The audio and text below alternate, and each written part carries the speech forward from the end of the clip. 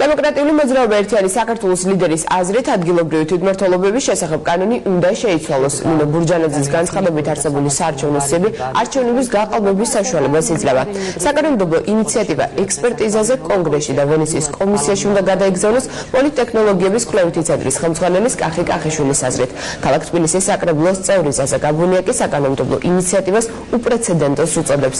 ადგილობრივი თვითმმართველობების შესახებ კანონი მთავრობამ უკვე დაამტკიცა. მომდევნო კვირას ის განსახილველად პარლამენტში გადაეგზავნება. არავითარი აზრი არ ექნება ადგილობრივი თვითმმართველობის არჩევნების ჩატარებას.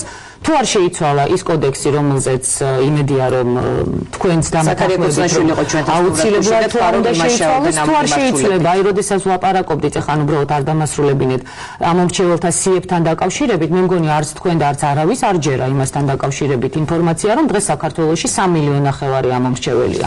ეს ხომ აშკარად ყვილია. ამ კანონმა გაიაროს ექსპერტიზა კონგრესში და ვენეციის კომისიაში. შემდგომში მათი რეკომენდაციების გათვალისწინებით აუცილებლად უნდა მივიღოთ ჩვენ ახალი რეგულაციები და უკვე ამ ვითარებაში ჩავატაროთ არჩევნები. თვითმმართველობის კოდექსი არის პრინციპში აბსოლუტურად ოპტიმალური ვარიანტი იმისა, რაც შეგიძლია ჩვენ და ახალ ხელისუფლებას გაეკეთებინა და რაც არ მხოლოდ ოპტიმალური, არამედ ისად უპრეცედენტო შინაარსის და ხასიათის, იმიტომ რომ აქამდე ჩვენ საქართველოში არ ქონია აი ამ ხარისხის და ამ დონის დოკუმენტი თვითმმართველობის შესახებ.